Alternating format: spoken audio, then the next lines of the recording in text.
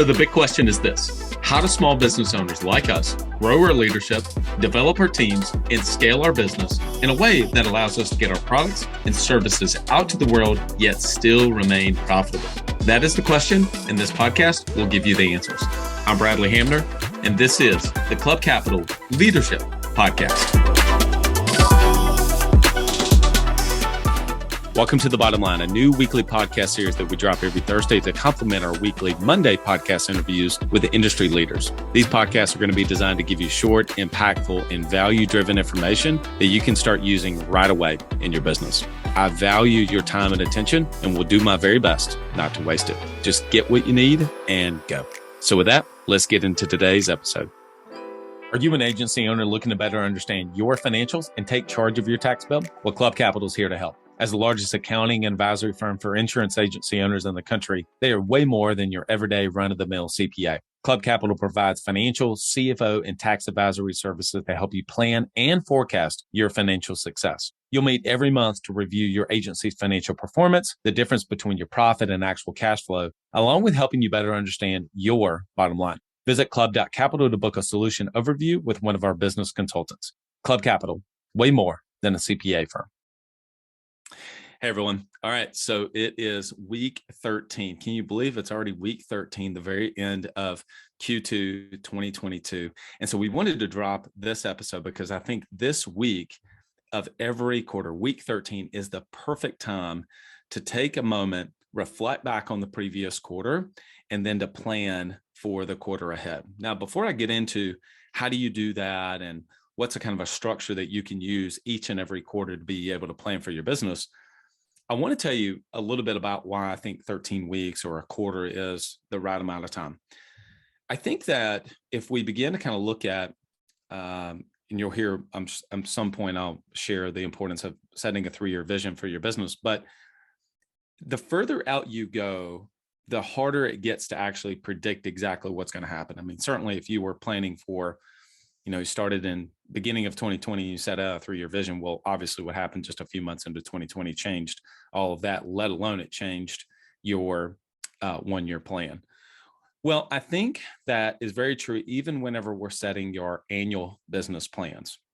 I think if you go back and you listen to the podcast I did with General McChrystal, I even asked him that question and said, well, if we know that most plans don't ever work out the way that we intend them to, why do we even do it? And I think it's the value is not in the plan itself, but it is in the planning. But as you get shorter and shorter in a time period, it becomes easier to be able to predict exactly how to, what's going to happen over the next 90 days. Now, that's not always exactly the case, but you certainly have a heck of a lot better shot than you do over the course of 12 months. I also would like to say, as I've gone further and further into business, I have set more and more realistic goals. You may say, well, what about the ideas of thinking big and having a big vision? Whenever I'm setting a 3-year vision for the company, yeah, it stretches me and I try to think bigger. But for the team, especially on a quarterly basis, it is so important that they have and feel like they are winning. Have you ever had the feeling, maybe I'm the only one, that has set really big, huge, I think Jim Collins even calls it BHAG, big, hairy, audacious goals. And by the end of that, maybe even just a couple weeks into setting that goal, your team is already behind and they feel defeated. And so I'm not saying that you lower the bar so low that it doesn't move the needle forward in the organization. But 90 days, I think 13 weeks gives you a perfect amount of time to be able to set numbers, set targets, set goals that you and the team can hit. And if you stack those wins on a quarterly basis, 4 quarters in a year, you'll be amazed at the growth that your organization will be able to have if you continue to do that. And then momentum, winning begets winning. And they enjoy the feeling. They love the payouts. They love to celebrate winning. If you're listening to this podcast, you love to win too. And so I do think that 13 weeks, if you've read the book, The 12-Week Year, and many other books, EOS, which some of what I'm going to share with you today is based off the book Traction. In fact, Gino is coming on the podcast, hopefully in the next few weeks, as a matter of fact. So we're really excited about having him on. And so if you've not read the book Traction, based on the entrepreneurial operating system. It is fantastic. So there's a few things that I'll put a few little different spins on for my business, and you may be able to do it as well. So here is the structure and the framework now that I've shared why I think 12 to 13 weeks is the perfect amount of time. It's short enough to get some meaningful things done, but it's also not too far into the future that becomes really difficult to predict. Plus, honestly, it's easy to kick things down the road whenever you feel like you have 12 months. I think it was Jim Rohn that said, if it's easy to do, it's also easy not to do. And so I think 12 weeks, you give yourself just enough time to get some meaningful things done, but at the same time, you really can't horse around. And because if not, you're going to get behind pretty quickly. All right, so here's the structure for running a quarterly, and I'm going to give you some key questions to be able to ask yourself at the end. Number one, what are the 3 big rocks that we want to get done this quarter? Now, I sometimes refer to these as critical numbers. I do believe that these rocks need to be tangible numbers or percentages that we hit in the organization. One of them is almost always going to be a revenue target that we want to be able to hit. It may be a growth target that you're looking for, or a specific line of business or a department that you're wanting to hit a production number. So what are the 3 big rocks that we want to hit this quarter? Now, I've played around with and actually worked with business owners around having many different numbers, 5, 6, 7. But I do think 3 is the number. You've got 3 months. Let's have 3 big rocks for the quarter. Number 2, let's choose a theme for the quarter. Now, I really struggled with this early on. I'm the one, sometimes people refer to me as Business Bradley. And so sometimes it's harder for me to just naturally inject fun into the organization. I've been around business owners and, they just come up with such creative things to involve the team. And, I kind of aspire to be that way, but it's just not my natural gift to do that. And so many of you listen to that it may be yours. For me, it wasn't, but by doing this on a quarterly basis, having a theme for the quarter, it really, and if it's not easy for you, then involve your team. They will really enjoy doing that. A friend of mine, Dustin, I'm sure he'll be okay with me sharing this. They had a number in the organization they want to hit. I think it was a life production number, if I'm not mistaken. And he realized that everybody had to have their fingerprints on that number. And so they did it around this bank robbery theme, and they decorated the office. And at the end of that period of time, they hit the number, they won. Then he paid everybody out in brown paper sacks, and I think he ended up paying cash, et cetera. And so I think they maybe did an escape room that night, et cetera. So everything was about having fingerprints, and they tied it with this bank robbery thing. I think it was such a creative, great idea. Both the sales team and the service team was involved. And so that's fantastic. So hopefully that gives you kind of an idea around a theme. And then lastly is focus. What are we going to focus on for the quarter? Now, when I was talking to business owners about this before, they kind of struggled around, well, what should the focus be? And so sometimes I noticed that the focus ended up being really things that were just not that important. And so I kind of stepped back and said, well, what are the things that are ultimately important? And I think that it needs to be probably one of these 3 things needs to be the focus for your organization, because there's really only 3 ways to be able to grow a business. You either do it through acquisition. How do we get new customers? Number 2, how do we get those customers to pay more or buy more? And then number 3, how do we keep them longer? I mean, think about it. That's it, right? That's how you grow a business. Everything else is secondary to that. Number 1, how do we get new customers? Number 2, how do we get those customers to buy more or pay more? And then number 3, how do we get them to stay longer?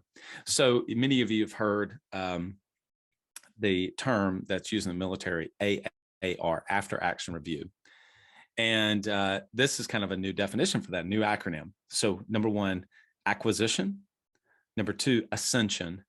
And number 3, retention. Okay. So let me go back again.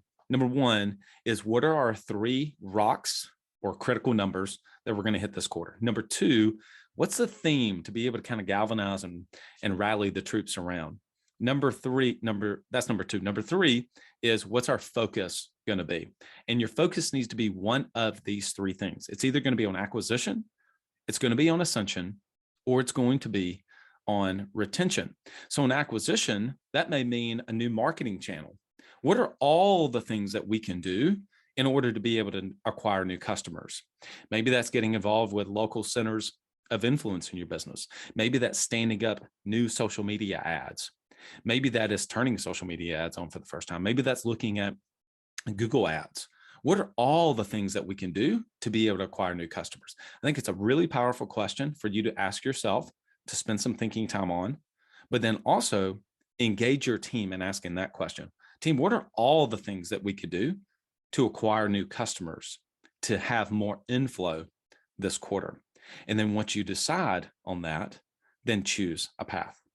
Number two, ascension. How do we then, once we get a customer, how do we get them to pay more? Now, if you're an insurance agent, a lot of people will use the term, how do we multi-line that customer? Whether you're an insurance agent or not, how do we get those customers to pay more? Sometimes in e-commerce, this is referred to as average cart value, ACV, or sometimes referred to as average order value. A company I really love is called Best Self. In fact, it's the planner that I love the most. Best Self Plan. It's actually called their Self Journal is the one that I like. And I was buying a new one the other day that's going to come in, getting ready for Q3.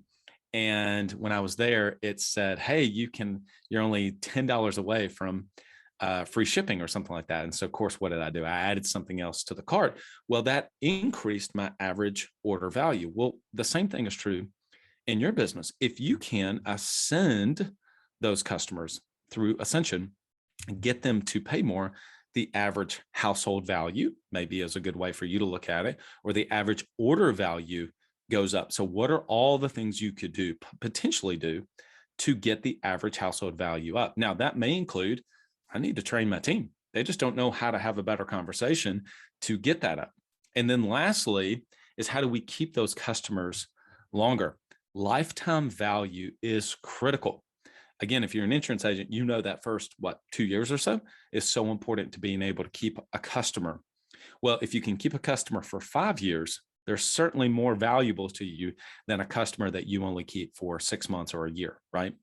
And so what I'm encouraging you to do is to decide, where is the biggest gap in our business and what do we need to focus on this quarter? I was talking to somebody the other day, and in their business, excuse me, what they needed to focus on was actually retention. Their new sales, their marketing and sales was doing really well. So acquisition was not a problem. Ascension, there were potentially some opportunities there for us to work on. But the thing that we dialed in on that they needed to focus on more than anything else was on retention. And so that is now his focus for this quarter. So again, here's the structure that you can use each and every quarter. Number one, what are the 3 big rocks or critical numbers that we need to hit this quarter? And I encourage you to make those, stretch yourself, of course, but make those numbers that you can hit. And if you hit those numbers, then end of Q4, we'll hit those numbers as well. And if you can continue to stack those wins quarter over quarter, you'll be amazed at what you can accomplish in your business. Number 2, what's a theme? What's something that we can do? It's going to be July, August, and September. Kids will start going back to school and roughly around August or so. So what is a theme that we can have? And if it's not easy for you to do, engage with your team. And then number 3, what is our focus going to be? And I think your focus needs to be one of 3 things. It either needs to be acquisition, it needs to be ascension, or it needs to be retention, AAR.